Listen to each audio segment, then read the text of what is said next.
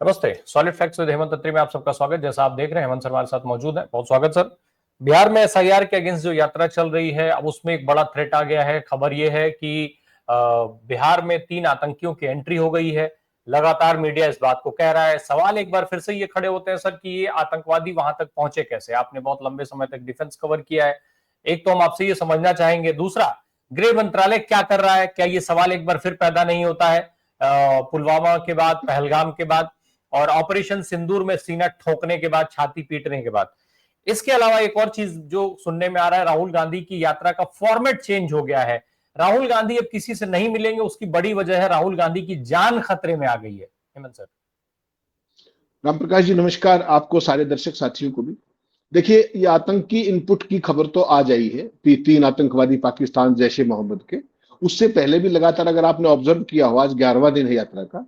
जिस तरीके से प्रशासन कभी उनके कंटेनर को रुकने की परेशानी करता था, यहाँ नहीं रुकेंगे वहां रुकेंगे, कभी रूट चार्ट को लेकर के तमाम तरह की वो चीजें पहले भी हुई है। ऐसा नहीं कि ये पहली बार हुआ है। अब चूंकि कंक्रीट थ्रेट आ गई तो और ज्यादा केयरफुल रहना पड़ेगा। और जिस तरीके की पूरे हालात है और जिस तरीके से राहुल गांधी आक्रमण कर रहे हैं, तो ये तो उनको अतिरिक्त सुरक्षा की जरूरत तो पहले से भी महसूस की जा रही थी।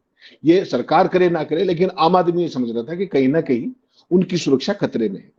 तो बेसिकली आपने देखा होगा, आज सुबह भी जब जब वो मां जानकी के मंदिर में जाना चाह रहे थे, वहां भी जाकर के विवाद हुआ कि नहीं जाना आपको।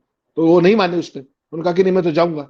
और आपने देखा किस तरीके से वो सुबह सुबह ही जानकी मंदिर में पहुंच गए, वो दर्शन किए उन्होंने।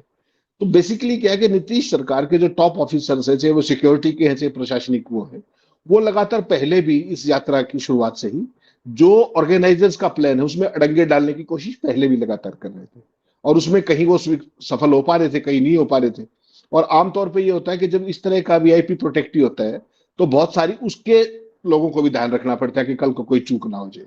तो वो सारे का सारा अपने आप में चल ही रहा था कि आज फिर ये इनपुट आ गया कि बिहार में नेपाल के रास्ते 3 पाकिस्तानी जो क्या नाम अपने घुसपैठिए तो आतंकवादी ये आ गए। और आपने ऑब्जर्व किया हो तो आतंकियों के घुसने की एक बात है।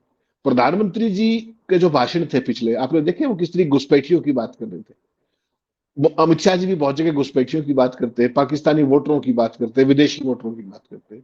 अब तो राम प्रकाश जी सवाल ये है कि 11.25 साल से सरकार तो इन्हीं की है।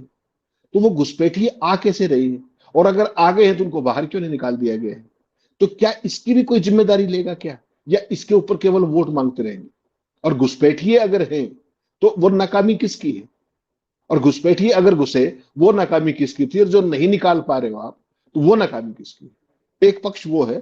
और उसको छुपाने की बजाय, उस पर नाकामी स्वीकार करने की बजाय उसका भय दिखा करके, उसका डर दिखा करके वोट मांगने का एक तो ये कार्यक्रम नहीं लगातार बदसूर जारी है। हेमंत सर, तो क्या ये मानना जाए कि जो घुसपैठिए वाला फॉर्मेट था वो चला नहीं, लोगों को समझ में आ गया, सत्ता को भी समझ में आ गया कि घुसपैठिए पे लोग तैयार नहीं हो रहे, इसलिए अभी आतंकवादियों की एंट्री हो गई। भाई घुसपैठिए और आतंकवादी अलग अलग होते हैं। और दूसरा यस। ये कि जिस तरीके से बताया जा रहा है, स्केच जारी हो गया, फोटो मिल गई, आतंकवादी नहीं मिल रहे, कार्रवाई नहीं हो रही है, गोली नहीं मारी जा रही है। ठीक ऐसे ही फॉर्मेट ऑपरेशन सिंदूर के पहले हुआ। जब फॉर्मेट जिस तरीके से हमारे 26 निर्दोष नागरिक मारे गए, वो आतंकी मारे नहीं जा पाए, और जिस दिन उनको लोकसभा में बोलना था उस दिन वो आतंकी मार दिए गए, ऑपरेशन महादेव हो गया। तो राम प्रकाश जी, यही सारे सवाल है जिनके जवाब इस देश को लगातार 11.25 साल से नहीं मिल रहे। ना सवालों के जवाब मिल रहे, ना कोई जवाबदेही मिल रही है, ना किसी की जिम्मेदारी तय हो रही है। ये दुर्भाग्यपूर्ण बात है। ये पहले कभी नहीं होता था इस तरीके का। आज जो बताया गया है, आज बाकायदा जैसे आपने बिल्कुल ठीक कहा, 3 फोटो जारी किए हैं। उनके नाम हसनैन अली, आदिल हुसैन और मोहम्मद उस्मान, ये 3 है। हसनैन रावलपिंडी का है, आदिल उमरकोट का है और उस्मान बहावलपुर का है। तो पाकिस्तान के सारे हैं, जैश के ही। और ये देखिए घुसे कहां से। ये अररिया जिले से बिहार में घुसने की आशंका जताई गई है। अररिया कहां पर? जहां राहुल गांधी की यात्रा अभी हाल ही में निकली थी। और ये सारा एरिया वो एरिया है जो 7 जिले जो नेपाल सीमा के साथ कहीं ना कहीं टच करते हैं। तो राहुल गांधी की यात्रा हो रही है, प्रदेश के अंदर चुनाव होने वाला है, सरकार घुसपैठियों की बात करती है, उसके बाद इन आतंकवादियों की एंट्री होगी। बिहार में भी इनकी सरकार है। अगर वो देखो आप, पैरामिलिट्री फोर्सेज और सब कुछ अमित शाह जी के अंडर है। उसके बाद इन आतंकवादियों की एंट्री कैसे होगी, सवाल ये भी आएगा। और पुलिस हेडक्वार्टर ने बेसिकली खुफिया एक्टिव अलर्ट जारी किया है और कड़ी नजर रखने का भी। तो सवाल ये कि जब आपके पास पिक्चर्स आ गई, तो आपने बिल्कुल ठीक कहा कि उनको फिर पकड़ा क्यों नहीं गया, या उनको गन डाउन क्यों नहीं किया, या हन डाउन क्यों नहीं किया जा सके वो। तो बेसिकली क्या है कि जो घुसपैठ के संदिग्ध जो रास्ते हैं वो अररिया समेत नेपाल से सटे जो भी एरियाज है, मधुबनी और सुपौल, वहीं से राहुल गांधी की यात्रा हाल ही में गुजरी, आपने देखा। तो जो यात्रा का रूट है वहीं पे इसको कहीं ना कहीं ये आतंकवादियों की चीज और ये पूरे का पूरा चीज एक सामने आ रही है। राहुल या तो इन जगह पर जा चुके हैं या उनका फिलहाल जाने का कार्यक्रम अगले कुछ दिनों में। कल सीतामढ़ी में थे, आपने देखा, और आज मोतिहारी है वो। ये दोनों भी नेपाल की सीमा से लगे हुए बेसिकली। तो ये तीनों आतंकियों की जो बाकायदा स्केच जारी की गई है वो भी आपने देख लिया। और कहा यह भी जा रहा है कि राहुल की सुरक्षा के अलावा बिहार के अंदर कोई और बड़ी आतंकी वारदात भी ये लोग कर सकते हैं, यानी कि केवल राहुल पे फोकस करने की बजाय ओवरऑल एक लॉ ऑर्डर का सिचुएशन। तो सवाल ये है कि यूनियन होम मिनिस्ट्री क्या कर रही है, इंटेलिजेंस एजेंसियां क्या कर रही है, बिहार पुलिस क्या कर रही है, वो सारा एक सवाल आएगा। बेसिकली क्या है कि राहुल गांधी कभी भी इन चीजों से डरने वाले व्यक्ति नहीं। आपने देखा होगा पिछले दिनों, अगर आपको याद हो, पिछले हफ्ते ही उनके एक वकील ने कोर्ट में लिख के दे दिया था कि मेरे मुवक्किल की जान को खतरा है।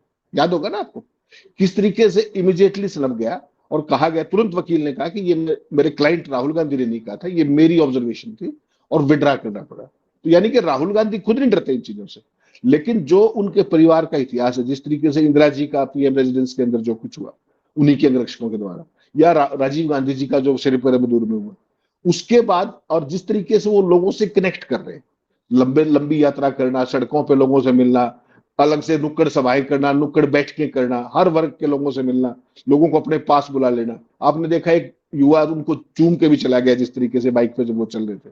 ये आज देखिए, आज पूरी की पूरी जब ये इनपुट आया तो पूरी यात्रा का फॉर्मेट बदल गया। राम प्रकाश जी, उनकी कुछ जो सभाएं थी उनको एकदम पोस्टपोन करना पड़ा आज सुबह, और कुछ में उनका फॉर्मेट बदल देना पड़ा। यानी कि जो जनसभा करनी थी उसके उसके अलावा उनको गाड़ी में बैठ के निकलना पड़ा, टाइम चेंज करना पड़ा। और उसका एक वो देखिएगा, आतंकी अलर्ट जैसे ही आया तमाम बदलाव किए गए। सीतामढ़ी में जिस कैंप में रुके थे वहां से सीधे जानकी मंदिर पहुंचे। तमाम जगह पर रास्ते में उनके जो वेलकम के वो जो ग्रुप्स बने होते हैं, मंच बने होते हैं, वो तमाम बनाए गए थे, लेकिन वो नहीं रुके वहां पर। इससे भी कहीं ना कहीं जो कांग्रेस कार्यकर्ता या जो गठबंधन के कार्यकर्ता है उनका मोरल डाउन होता है कि भाई हमने तो स्वागत मंच सजाया और ये किया, लोग इकट्ठे किए, वो नहीं रुक पाए क्योंकि सिक्योरिटी कंसिडरेशन आ गई बीच में। अल्टीमेटली तो सुरक्षा की तो बात माननी पड़ेगी ना भाई आपको। इसी तरीके से आपने देखा मंदिर में दर्शन के बाद राहुल गांधी का आज सुबह रोड शो का कार्यक्रम था, लेकिन वो कैंसिल कर दिया गया लास्ट मोमेंट पे। उससे भी कहीं ना कहीं एक डिमोरलाइज होता है सारा कार्ड। और राहुल गांधी अभी तक आपने देखा था अपनी जीप में हर जगह जा रहे थे, खुली जीप के अंदर, वो थार जीप थी या कोई थी।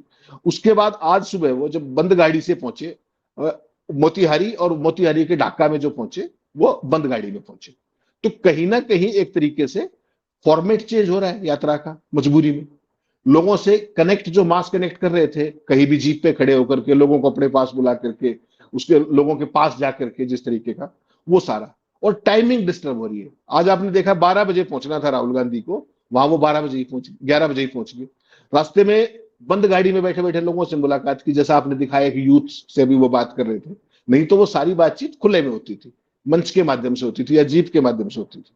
और अभी जब हम बात करें उससे थोड़ी देर पहले तक वो वहां के सिटी होटल में ही ठहरे हुए थे। शाम को 4 बजे उनकी यात्रा होनी है, आजाद चौक से फिर यात्रा शुरू करेंगे।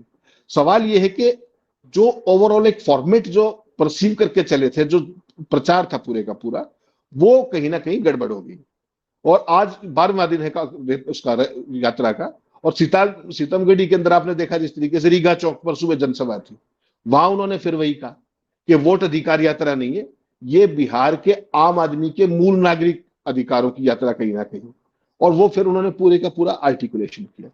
तो बेसिकली रामप्रकाश जी, आतंकी थ्रेट का नाम लेकर के, सुरक्षा कारणों का नाम लेकर के जो यात्रा का पूरा स्वरूप था, जिसको प्रशासन वैसे नहीं बदल पा रहा था तमाम उसके, तो इसके नाम पे कि आतंकी घुसपैठ होगी, ये होगी, तो उसके बाद ये उनको भी करना पड़ा, मंजूर मानना पड़ा कि ये सारी चीज हो सकती है।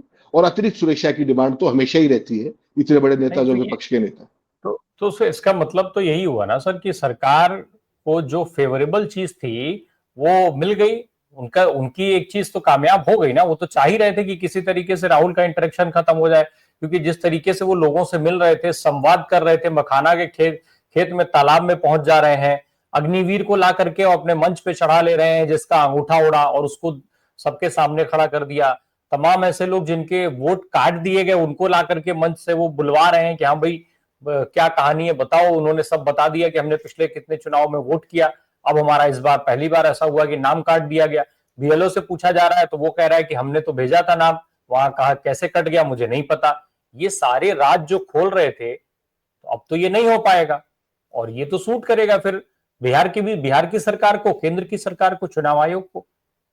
राम प्रकाश जी, इसको देखने का एक तरीका, जो करने वाला होता है उसको आज ये लग रहा है कि हमने उसका सारा प्रोग्राम डिस्टर्ब कर दिया तो हमें सूट करेगा। तो वो एक मोमेंट्री गेन आप उसको मान सकते हो मनोवैज्ञानिक तौर पे कि हाँ, मैं ये करना चाह रहा था, 12 दिन से नहीं कर पा रहा था, इसके नाम पे मैंने कर दिया। लेकिन एक उल्टा असर भी तो होगा ना इसका, कि जो लोग उनका इंतजार कर रहे थे और उनको पता है कि राहुल गांधी यहीं घूम रहे हैं लेकिन उनसे नहीं मिल सकते, तो जिस राज्य के अंदर राहुल गांधी की सुरक्षा सुनिश्चित नहीं की जा सकती, तो इसका एक उल्टा मैसेज भी है ना कि तुम्हारी सुरक्षा का क्या होगा। जब देश का लीडर ऑफ पोजीशन बिहार में आया लोगों से मिलने के लिए, और सुरक्षा कारणों से अगर वो फ्रीली नहीं घूम सकता, तो कल को मोदी जी और अमित शाह क्या मुंह दिखाएंगे या नीतीश कुमार क्या मुंह दिखाएंगे? बिहार की जनता की सुरक्षा कैसे सुनिश्चित करोगे आप? ये कोई नई चीज नहीं है, ये लगातार करते हैं और आज नहीं करते, आपने हमेशा देखा होगा। आज सुबह की ताजा घटना आपको पता है, बिहार में भारतीय जनता पार्टी के एक कार्यकर्ता ने, जो गांधी मैदान जो थाना है पटना के अंदर, उसमें राहुल गांधी के खिलाफ एक क्रिमिनल केस दर्ज करा दिया है, पता है आपको? आज सुबह सुबह वो गया कि मोदी जी के बारे में इन्होंने आपत्तिजनक टिप्पणी की है, इसलिए इनके खिलाफ क्रिमिनल केस दर्ज कराया जाए। यानी कि ऊपर से लेकर नीचे तक सारा तंत्र एक ही काम में लगा हुआ है, प्रशासनिक तंत्र हो, पुलिस तंत्र हो, कि पहले तो इनको रोको, इनको डिस्टर्ब करो। लगातार 11 दिन से पहले आपने देखा, आज 12वां दिन। जब वो नहीं हो पाया तो ये यहां स्टे नहीं करेंगे, ये वहां स्टे नहीं करेंगे, ये रूट नहीं रहेगा, वो रूट रहेगा, ये फॉर्मेट नहीं रहेगा, वो फॉर्मेट नहीं रहेगा, जब ये मंदिर में जाएंगे नहीं जाएंगे। वो सारा जब कामयाब नहीं हुआ तो फिर अल्टीमेटली आतंक वाली थ्योरी आज आ गई। उसके बाद everybody has to take precautionary measure. तो राहुल गांधी के पास आजकल जो सिक्योरिटी है, आपको पता है पहले सारा परिवार एसपीजी प्रोटेक्ट ही था, लेकिन फिर एक कानून बनाया गया कि एसपीजी केवल प्रधानमंत्री के पास रहेगी, और ये सारे जेड प्लस की सिक्योरिटी में आ गए, सीआरपीएफ का जो वीआईपी वाला पार्ट है। लेकिन आज लेकिन के जो बजट बढ़ा हालात, दिया गया, बजट बढ़ा दिया गया। सुरक्षा हाँ एक तो आदमी की करेगी एसपीजी, लेकिन जी जी, बजट जो है वो 27% इंक्रीज कर दिया गया। नहीं तो वो तो बढ़ाना पड़ेगा ना आपको। आप समझिए, वो आदमी वर्ल्ड लीडर है, कोई आपकी तरह मेरी तरह थोड़ी। वर्ल्ड लीडर है, विश्व गुरु है, उसका डंका बजता है, उसकी सुरक्षा कितनी महत्वपूर्ण है। नहीं तो ये जो थी ना राम प्रकाश जी सिक्योरिटी, ये पूर्व प्रधानमंत्रियों को मिलती थी, पूर्व प्रधानमंत्री के परिवार को मिलती थी, दैट वाज स्पेसिफिकली।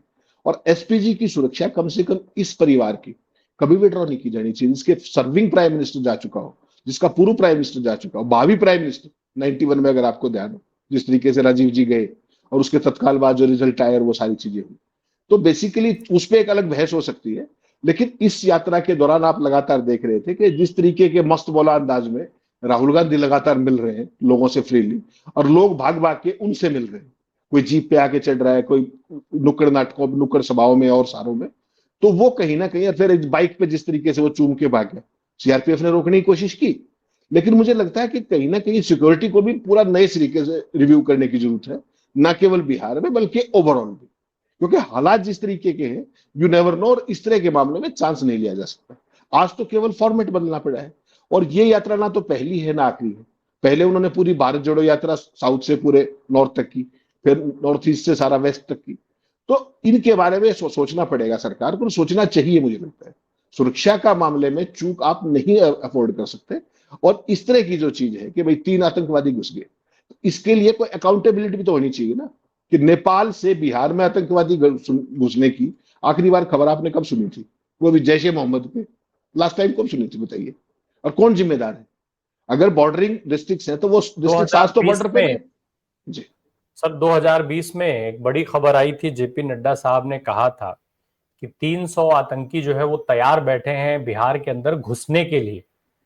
आज जब मैं चर्चा हो रही थी तो किसी ने कहा, पूछा ये सवाल कि क्या जेपी नड्डा ने उसके बाद दोबारा बताया कि वो 300 आतंकवादी कहां चले गए, उनको मार दिया गया, उनके ऊपर कार्रवाई हो गई, या फिर उन सबको ले जाकर के गुजरात में अडानी साहब के पोर्ट पर नौकरी दे दी गई कि तुम लोग काम पे लग जाओ।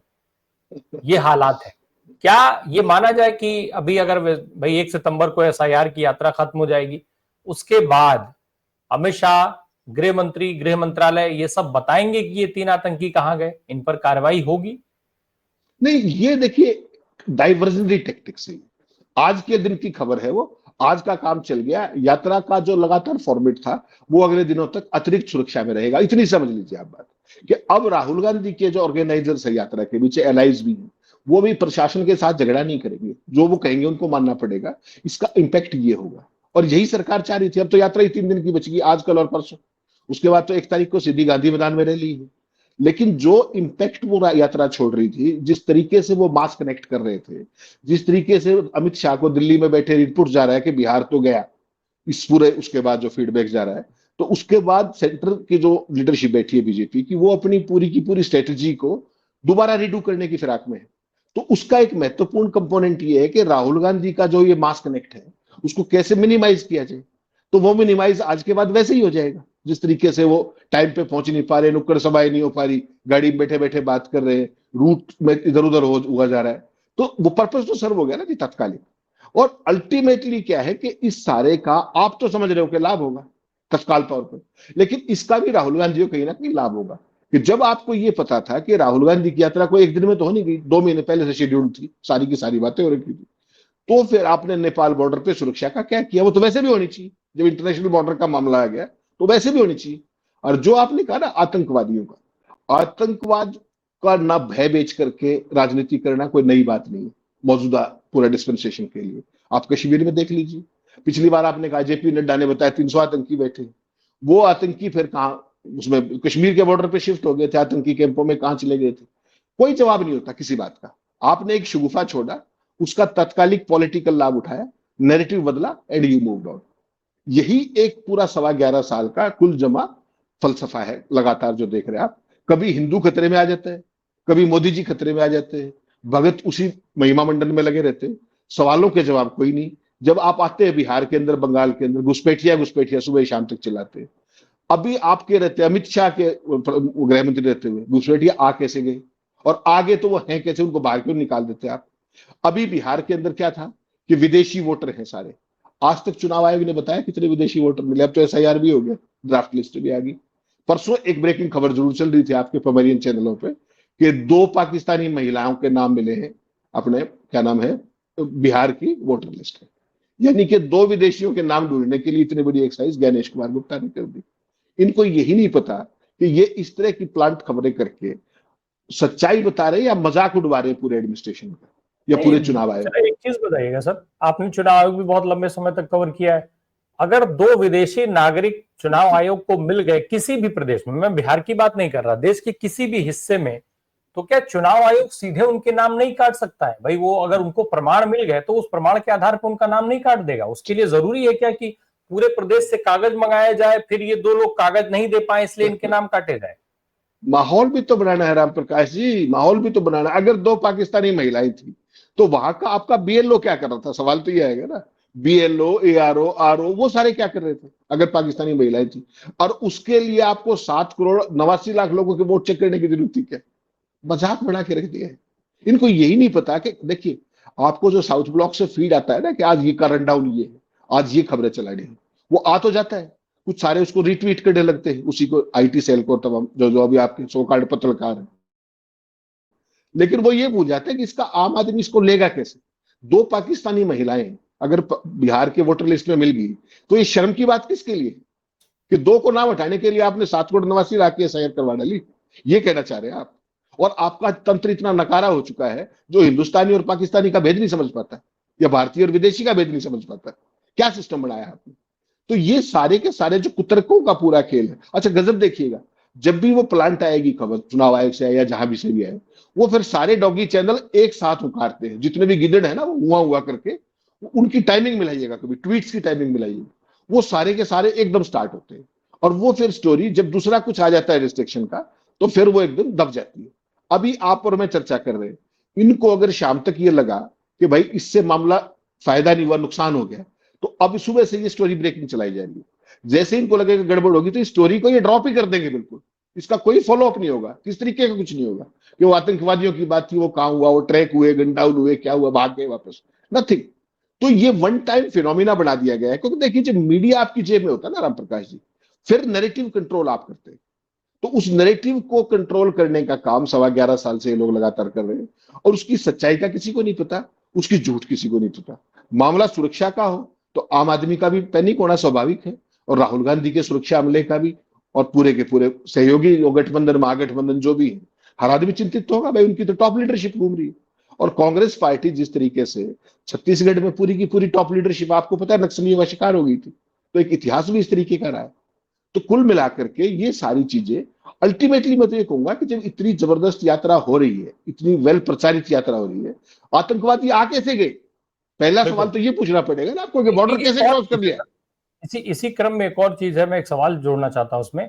अभी अभी जब पहलगाम में हमारे इतने नागरिक मारे गए, उसके बाद जिस तरीके से अमित शाह की लानत मनामत लोग किए सोशल मीडिया पर, हर आदमी ने यह सवाल पूछा कि आखिर अमित शाह ने इसकी जिम्मेदारी क्यों नहीं ली, इस्तीफा क्यों नहीं दिया। सदन से लेकर सड़क तक ये बात पूछी गई, सोशल मीडिया पर आम लोगों ने ये सवाल पूछा और अभी खत्म नहीं हुआ है। ऐसे में क्या भाजपा को ये नहीं पता था कि अगर इस तरीके की खबर जब बाहर आएगी या इस तरीके का कुछ भी होगा तो लोग सबसे पहले अमित शाह को टारगेट करेंगे? नहीं नहीं, देखिए अमित शाह जी हुए, मोदी जी हुए, मोदी जी की सरकार हुई, वो कंप्लीटली जवाबदेही मुक्त और जिम्मेदारी मुक्त सरकार है। सवाल मुक्त सर कौन पूछता है उससे सवाल? आप पूछते रहिए, मैं पूछता रहूंगा, 10-12 साथी और है वो पूछ लेंगे सोशल मीडिया पे। देश की संसद में जो सवाल पूछे थे आपने, उनके जवाब मिल गए क्या? देश में कौन सा मीडिया उनसे सवाल पूछ रहा है? जो मुख्य धारा के चैनल है, किसी ने ये सवाल पूछा जो आपने पूछा? भाई वो आतंकवादी पहलगाम वाले पहले तो वहां तक आ कैसे गए? आ गए तो वो वहां से निकल कैसे गए? और वहां सुरक्षा के लिए होमगार्ड भी क्यों नहीं था? अल्टीमेटली हुआ क्या कि जब लगा कि कल से पार्लियामेंट का सेशन शुरू होने वाला है, सिन्हा साहब ने कह दिया कि बोला इसकी जिम्मेदारी मैं लेता हूं, नैतिक जिम्मेदारी। अरे भाई नैतिक जिम्मेदारी से क्या हो जाएगा? Was the person responsible in intelligence as well as security. जो ये दोनों चीजों का लैप्स हुआ, आपने नैतिक जिम्मेदारी ले ली, ठीक है, लेकिन ultimately the buck stops at home minister's door steps. उसका क्या हुआ? तो वो बेसिकली देखिए, सवाल मुक्त, जवाबदेही मुक्त, जवाब मुक्त और जिम्मेदारी मुक्त, इस 11.25 साल में ये चीज तो सुनिश्चित कर दी मोदी और शाह ने। इसमें तो आपको कोई कंफ्यूजन नहीं है ना? इसको आप उनकी छोटी सफलता मानते हैं? पहलगांव जैसा बड़ा मामला, ऑपरेशन सिंदूर जैसा बड़ा मामला, राम प्रकाश जी, 24 घंटे एक सदन में, 24 घंटे दूसरे सदन में, इतनी देर चर्चा होने के बावजूद भी एक सवाल का जवाब मिला क्या आपको? एक सवाल का, चाहे तो पहलगाम का चाहे ऑपरेशन सिंदूर का, बता दीजिए। तो 3 आतंकवादी आगे कहां चले गए, क्या नहीं हो गया? जो पहलगाम वाले आतंकी थे उसमें क्या हुआ? जिस दिन बहस होनी थी उससे पहले दिन बता दिया कि मार दिए, ऑपरेशन महादेव हो गया। उसके बाद उस कहानी का कोई फॉलोअप देखा आपने? कहाँ रहे इतने दिन? वहां से स्नीक करके कैसे वापस पहलगाम से वहां तक पहुंच गए, श्रीनगर तक? कोई सवाल जवाब है? हमने तो ये सारी चीजें कवर की, लगातार मौके देखे। अब एक सवाल सर जरा इंपॉर्टेंट लास्ट में आपसे ये समझ लूं। 1 सितंबर को पटना के गांधी मैदान में सब पूरा इसका समअप होगा, इस पूरी यात्रा का बड़ी रैली हो रही है। तमाम विश्लेषक जो बिहार की राजनीति को समझने वाले लोग हैं उनका मानना है कि 1 तारीख को जो शक्ति प्रदर्शन होगा उससे बिहार का चुनाव सीधे सीधे इफेक्टेड होगा और वहां पे तय हो जाएगा कि ये चुनाव जो है किस तरफ जाएगा। उसका काफी कुछ जो है वो वहां पे तय हो जाएगा, इस तरीके का तमाम ऐसे लोगों का मानना है। ये जो आतंकवादियों का इनपुट आया है ये भाई उसके 3 दिन पहले आ रहा है। क्या सुरक्षा के नाम पे अब उस 1 तारीख की रैली को होने देगी सरकार, चाहे वो बिहार की सरकार हो चाहे वो केंद्र की सरकार हो? राम प्रकाश जी, ये कहना बहुत मुश्किल है। ये तो इन्हीं को नहीं पता होता कि ये क्या करेंगे और क्या नहीं करेंगे। ये तो ड्रॉप ऑफ दी हेड पे एक फैसला लेते हैं, जैसे आज ये बात आई। ये कोई इनपुट आज का तो होगा नहीं, ये इनपुट कल का होगा, परसों का होगा। इसकी टाइमिंग इज इंपॉर्टेंट, आज ही क्यों हुआ? एट दी फेग एंड ऑफ यात्रा क्यों नहीं हुआ? शुरू में क्यों नहीं हो गया? क्या वो इसको गेज कर रहे थे कि रिस्पॉन्स कैसा आता है? बहुत सवाल होते हैं राम प्रकाश जी, सुरक्षा मामलों में बहुत ज्यादा सवाल होते हैं, उसकी बहुत ज्यादा इंप्लीकेशन भी होती है, बहुत फॉलआउट्स भी होते हैं। और ये जितने भी प्रचार आप देखते हो ना कि आतंकवादी आगे, जैश के आगे, फला के आगे, नेपाल बॉर्डर से आगे, इसके लिए बाकायदा एक पूरी कहानी गढ़ी जाती है, पूरी का पूरा एक पूरा तंत्र बनाया जाता है, उसके हिसाब से वो काम करते हैं। सब बता रहे हैं ब्रेकिंग न्यूज, ये कोई ये नहीं बता रहा कि आतंकवादी घुस गए तो जिम्मेदारी किसकी? कोई किसी ने बताया ये? इस पर कोई चर्चा होगी क्या? दूसरा, जो आपने कहा कि 1 तारीख को जो रैली होगी, देखिए वो रैली होगी, उसका एक अपना लाभ है। 99% चांसेस है कि वो रैली होगी। अगर वो रैली नहीं हुई तो मोदी सरकार की और नीतीश कुमार की भद बहुत ज्यादा पिट जाएगी, बहुत ज्यादा पिट जाएगी। कि जब लीडर ऑफ अपोजिशन की रैली के लिए आप सुरक्षा सुनिश्चित नहीं कर सकते तो फिर आप क्या बिहार चलाएंगे? उसका मैसेज ये जाएगा, अदर वे राउंड। जो आपने कहा कि बिहार के अंदर चुनाव तय हो जाएगा, माफ कीजिएगा, इस बात से मैं सहमत नहीं हूं राम प्रकाश जी। भारतीय जनता पार्टी के पास जिस लेवल का संसाधन है, चाहे वो पैसा है, चाहे वो काडर है, चाहे वो पन्ना प्रमुख है, जो उनकी पर्दे के सामने की एक स्ट्रेटेजी है और पर्दे के पीछे की दूसरी स्ट्रेटेजी, इस यात्रा से या इस रैली से अगर कोई ये समझ रहा है कि बिहार का चुनावी फैसला हो गया है, माफ कीजिएगा, ऐसा बिल्कुल नहीं है। यहां से भारतीय जनता पार्टी और उसका जो भी सारा सिस्टम है चुनाव को मैनिपुलेट करने का, डेटा को मैनिपुलेट करने का, वो और ज्यादा ताकत के साथ एक्टिव हो जाएगा। हाँ। और ऐसे में सबसे बड़ी चुनौती होगी कांग्रेस के लिए, महागठबंधन के लिए, कि वो एक एक वोट की चौकीदारी करनी पड़ेगी उनको आखिरी दिन तक, कि पहले तो वो वोट कटे ना, जो वोट कटी है वो वापस जुड़े, क्योंकि जो कटी है वो वैसे नहीं कटी, वो एक प्लानिंग के तहत पन्ना प्रमुखों की सिफारिश पे कटी है। बाकी आप कुछ भी बोलते रहिए, एसआईआर वैसाईआर कुछ नहीं, सारे का सारा जो बीजेपी का सिस्टम उसने वोट काटी है। उसमें से कितनी जोड़ पाएंगे ये चुनौती है, कितनों को बूथ तक ला पाएंगे दूसरी चुनौती है, और डेटा मैनिपुलेशन और वोटर मैनिपुलेशन, इससे कौन कितना बचा पाएगा महागठबंधन, ये चुनाव को तय करेगा, ना कि ये यात्रा और ना कि वो रैली। बिल्कुल स्पष्ट रहना चाहिए। यहां से बिल्कुल। अमित शाह और उनका तंत्र डबल और तिगुना ताकत के साथ इसको चुनौती के तौर पे लेगा, और ज्ञानेश कुमार बैठे बाकी सारा खेल करने के लिए। 5 बजे के बाद कितनी वोट बढ़ जाएंगी आप और मैं सोचते रह जाएंगे। आप मांगते रहना सीसीटीवी फुटेज, वो बहू बेटियों की फुटेज बता के मना कर देंगे। बहुत अलर्ट रहने की जरूरत है। और बिहार एक टेस्ट केस होगा राम प्रकाश जी, टेस्ट केस। जो एकता आपको सड़कों पे दिख रही है, अगर ये एकता और ये सिंसियरिटी अगर आपको बूथ पे दिखाई नहीं दी, बूथ मैनेजमेंट में दिखाई नहीं दी, तो वही मानिएगा जो हरियाणा में हुआ, जो मध्य प्रदेश में हुआ, जो महाराष्ट्र में हुआ, वही करेंगे वो, आप तय मान के चलिएगा। अब निश्चित तौर पे अमित शाह की एक्सरसाइज लगातार जो है वो होती ही रहेगी। वो किसी भी तरफ हो, कभी वो विपक्ष को रोकने के लिए और कभी सत्ता पक्ष को मजबूत करने के लिए।